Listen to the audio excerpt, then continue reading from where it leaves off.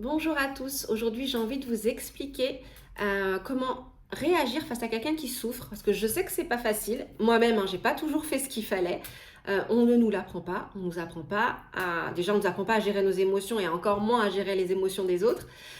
Donc du coup parfois on peut faire des choses et dire des choses qui ne vont pas aider la personne, malgré nous bien sûr, hein.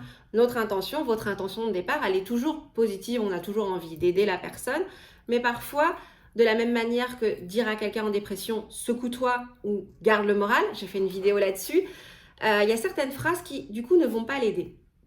Quand quelqu'un souffre, parfois on peut dire des choses comme oh mais c'est pas si grave, il y a pire dans la vie, il y a pire que ça. Sachez que quelqu'un qui souffre, souffre à 100%. Donc peut-être qu'il y a pire. Après, qu'est-ce que ça veut dire pire? Il y a pas, je dis toujours, hein, il n'y a pas d'échelle de la souffrance. Toi, tu as le droit de souffrir à temps et puis moi à temps. Voilà, la personne qui souffre, souffre à 100% au moment où elle est là en face de vous et qu'elle n'est pas bien. Elle est au maximum de sa souffrance et de sa douleur. Donc, lui dire ça, ça va avoir deux effets négatifs. La première, c'est que ça va la culpabiliser. Elle va se dire, mais ouais, en fait, c'est vrai, mais je suis complètement nulle. Moi, je suis là en train de pleurer, en train de souffrir à cause de mon travail, alors que mon amie, elle vient de perdre sa maman, mais n'importe quoi. Voilà, donc ça va pas l'aider. Et deuxième chose, elle va se dire quoi, du coup? Bah, c'est vrai que ma souffrance, elle n'a pas lieu d'être, en fait. Du coup, ça va pas l'aider à l'accepter. Pourtant, pour avancer, quand on souffre, quand on est en grande souffrance, la première étape, et c'est quelque chose sur lequel je travaille beaucoup en thérapie, c'est l'accepter. C'est d'accepter qu'on souffre. Du coup, de s'autoriser à souffrir. Et quand on dit des choses comme ça, quand on dit oui, c'est pas si grave, etc., bah, voilà, le message qu'on envoie aussi à la personne, c'est tu n'as pas le droit de souffrir. Bah, du coup, pour elle, c'est pas évident après pour avancer. De la même manière, on va prendre l'exemple avec un enfant parce que ça c'est très parlant. Un enfant qui perd son doudou, c'est la fin du monde pour lui, hein. Voilà, le doudou, et vous lui dites pas, bah, t'as qu'à aller prendre un autre, t'as perdu ton pimpin là, ton lapin, bah tiens, il y a un autre lapin, va le prendre. On sait que ça n'aura pas le même effet. Pourtant, un doudou, voilà, on va lui dire, ouais, t'as perdu un doudou, mais bah, tu sais, ton petit copain à l'école là, il a son papa qui est malade en ce moment, il est plus malheureux que toi. Non. L'enfant, il exprime bien d'ailleurs quand il perd son doudou, c'est la fin du monde pour lui. Donc c'est important d'entendre la souffrance des autres. Derrière chaque émotion, j'en ai déjà parlé dans une de mes vidéos aussi, vous savez que j'adore le travail sur les émotions, il y a des besoins qui sont exprimés derrière chaque émotion. Quand quelqu'un souffre, l'émotion qui domine, hein, très généralement, c'est la tristesse. Derrière la tristesse, il y a trois besoins.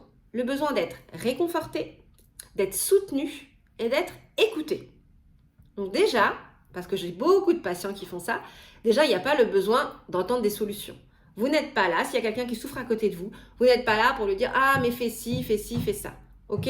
La personne a le besoin d'être réconfortée. Réconfortée, ça peut être de lui faire un câlin, de lui faire une tasse de thé avec un carré de chocolat. Ça c'est pour moi par exemple, ça va être bien. Ou je sais pas, de l'emmener sortir, voir des amis, voir un film. Ça va dépendre de la personne. D'être réconfortée, d'être soutenue, justement, d'être là, d'être auprès d'elle et de savoir qu'elle peut compter sur vous. Vous pouvez lui dire écoute, tu sais que je serai là. Quoi qu'il se passe, je suis là, je suis à tes côtés. Si tu as besoin de moi, je suis là. Et elle a besoin d'être écoutée. Justement, de pouvoir dire tout ce qu'elle pense sans que vous la jugiez, sans que vous lui disiez ouais, mais non, mais c'est n'importe quoi. Même si, des fois, vous pouvez le penser. Par exemple, moi, je sais que j'ai beaucoup énervé mon mari parce que je n'ai pas vraiment confiance en moi. Et à chaque fois que j'ai passé des examens, je me suis dit j'ai raté, j'ai raté, j'ai raté. À chaque fois, j'ai réussi. Mais quand j'étais là en train de dire non mais vraiment j'ai raté, voilà, je crois que je suis passée à côté du truc, je le pensais vraiment. Et s'il me disait non mais c'est bon, tu vas réussir, je me sentais pas écoutée, ni soutenue, ni réconfortée.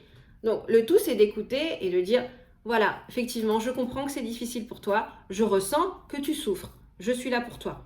Et puis après, du coup, bah, qu'est-ce qu'on peut dire? Eh ben on dit rien du tout. Voilà, parce que je vous disais, il n'y a pas besoin de solution. La personne elle a besoin d'être écoutée. Vous êtes là, ça suffit. Après, alors ça c'est un travail, j'explique toujours à mes patients et je dis toujours il faut donner votre mode d'emploi aux gens. C'est-à-dire que par exemple, moi si je suis triste, j'aurais pas besoin de la même chose que si quelqu'un d'autre est triste. Chacun est différent. Donc ce que vous pouvez faire si la personne ne vous exprime pas spontanément ou va vous dire par exemple ah voilà j'ai juste besoin que tu me prennes dans mes bras, il y a des gens qui vont le faire spontanément, il y en a d'autres ça va être plus difficile. Vous pouvez juste lui dire mais de quoi est-ce que tu as besoin tout de suite? Qu'est-ce que je peux faire pour t'aider? Et puis là, vous répondez à sa demande et du coup, vous répondez aux besoins qui se cachent derrière sa tristesse et sa souffrance.